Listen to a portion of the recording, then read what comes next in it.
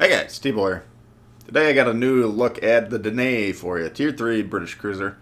Bruce Fraser on the screen. You can see I got him up to level 11 in anticipation of the British cruiser line coming. Wargaming said last year that the British cruiser line is coming early 2020. It is currently early 2020, so I'm planning ahead. You'll note I did have Yamamoto as an inspiration. I'm planning on having that guy leveled up quite high by the time these ships fully launch. Why did I go with Fraser? Well, there are British cruisers that do fire HE, and he has the ability to modify that. Most notably the Belfast. The Belfast, I think, was kind of removed from sale from the PC for being too overpowered. I believe the Kamikaze was removed from the PC for being too overpowered, but that does show up from time to time in our store, so maybe we'll see the Belfast. I don't know. But that's why I went with Fraser. In general, the more fragile the ship, the more valuable the defensive cruiser commander, in my opinion, so I might very well end up being leveling up Tenet here down the line, but we'll see. I think the British cruiser line up and down the line should be quite fragile as the Danae. Now the Danae is fragile. Let's just put it that way. If you get shot in this thing by a battleship, you will die. Well, assuming you can kind of get away with it at tier 3, because a lot of battleship commanders can't shoot at that tier. But there are also kind of pirate seal clubber types that sail around there, and if they see you, well, they'll probably shoot at you. The Citadel, roughly the size of the ship. It's about as heavily armored as a roll of tinfoil, and it's a bit of an issue for staying alive. So there's some ways to kind of ensure that. But why I mentioned leveling Yamamoto earlier. This ship only fires AP. I believe that's going to be the hallmark, or one of the hallmarks of the entire line. Similarly, this ship has a heal. As far as I know, all the cruisers in this line should have a heal. And I believe we'll probably see smokes on these ships starting tier 5, tier 6, somewhere in that range. So they're going to be an interesting bunch. It's going to be a high skill cap type of a line. I think if you're good at cruisers, you'll be able to make this line hum a little bit. If you're bad at cruisers, you're going to get killed. That's why Wargaming held off introducing these ships, because, well, we saw what happened with the Vanguard. It went from being a highly difficult, unrewarding ship to, following numerous buffs. Now it's just an unrewarding ship. Anyway, we'll note we're taking some shots at the Gremiyashi here. AP against these destroyers. They do have the short fuse British AP shells. So basically how that works, I believe the timer on these shells is 0.1 seconds. Normal shells 0.33. Might be wrong in those numbers, but that gives you kind of the idea. So once those shells basically impact the ship, they detonate shortly thereafter. Doesn't give them a lot of time to travel through, so you're going to get far less overpens, assuming you do penetrate the target. That includes destroyers. You'll be able to do some actual damage on those ships. Now we'll get into this match here in a sec, but why I abandoned the side, why I left that destroyer. He was basically letting me take the charge. The Danae does not take the charge, but if that destroyers are going to hang back, just kind of slowly glide up, I don't feel a need to support them. And their team, from what we can tell, abandoned the western flank as well. That's why I moved over. Anyway, how do you stay alive in this? You'll see I'm trying to keep ships in front of me. I want to be kind of backline in this thing. Once you become the closest target to people, especially at tier 3, that's when their attention's most likely going to focus on you.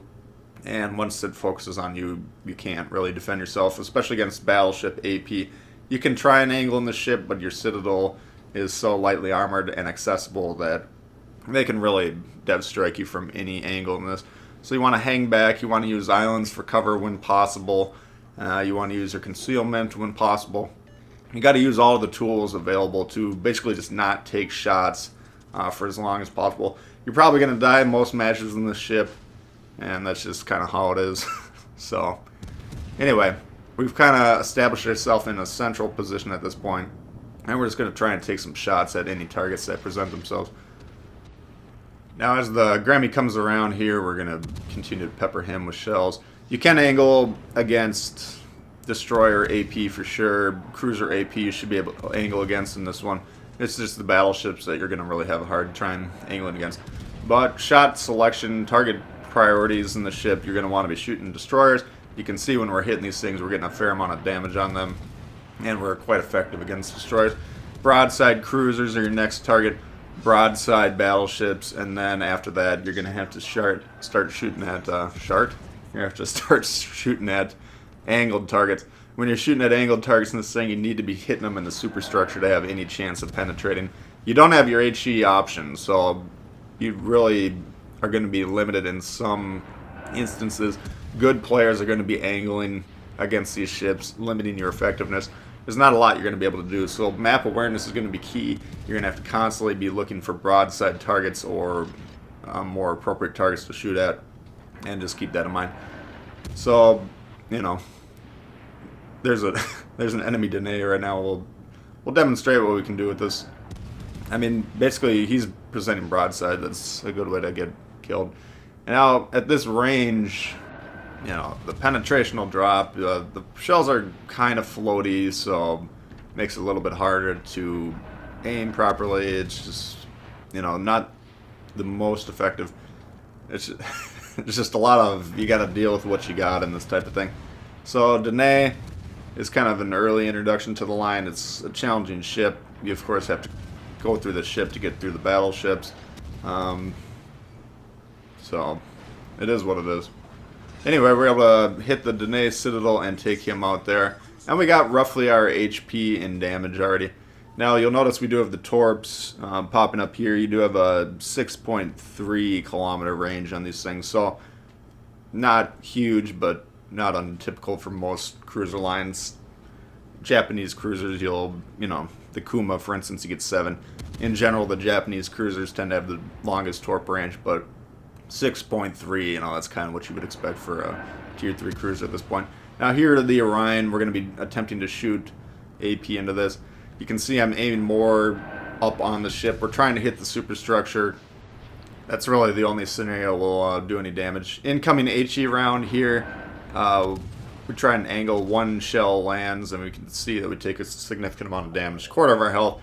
So you're not angling against anything in the ship.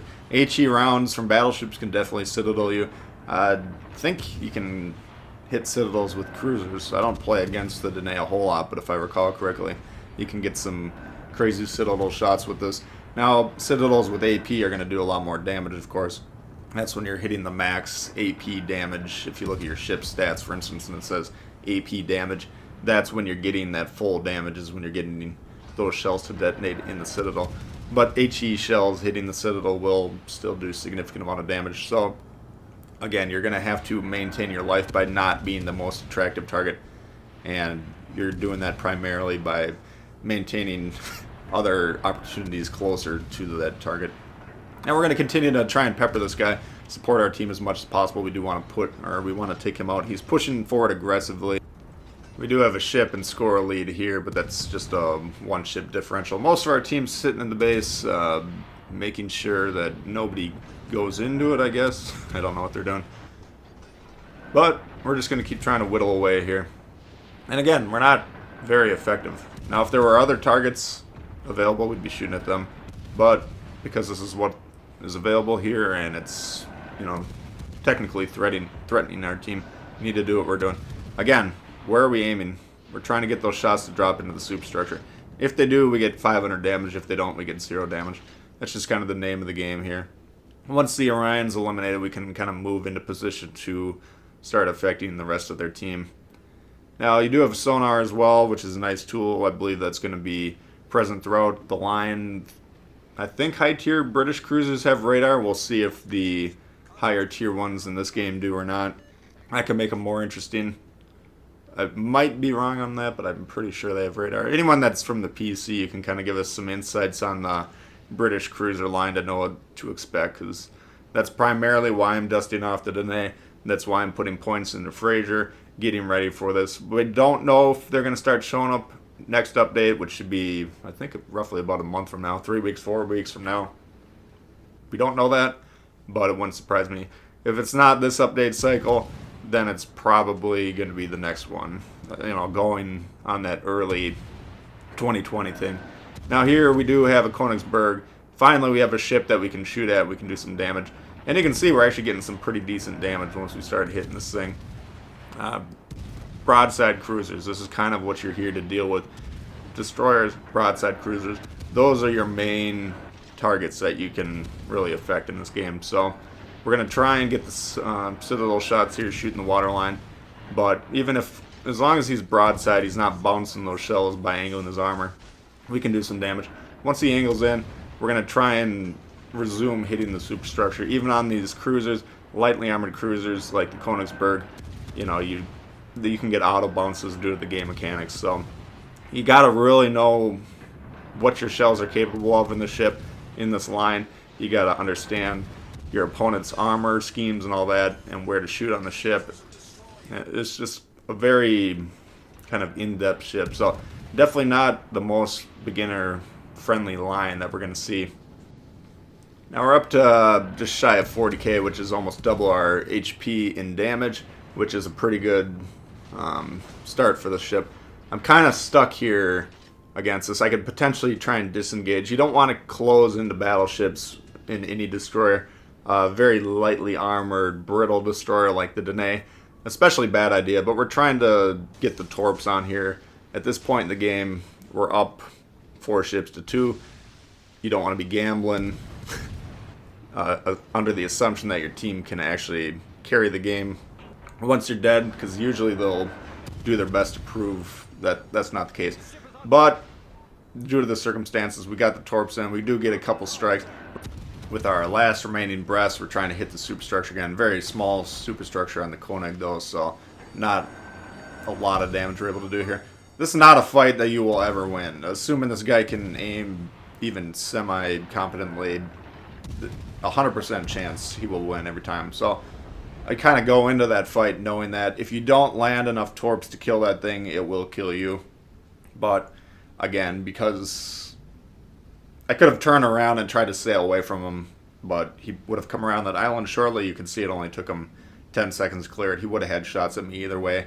I figured the torp strike would be the most effective one. So anyway, we wound up with over 3 times our HP in damage. That's a good thing to shoot for in any cruiser. I would start taking a look at potential commanders or commander builds. Start thinking what you want to do for these British cruisers, because I do believe they're coming. We might see another line in front of them, but I kind of doubt it just based on what they've said in the past. That's going to do it for this one though. If you did enjoy it, please hit the thumbs up. New to the channel, you should consider subscribing. A lot of World of Warships coming all the time. Questions, comments for me, leave them below. I do love to hear from you guys, and we'll see y'all later. Alright, peace.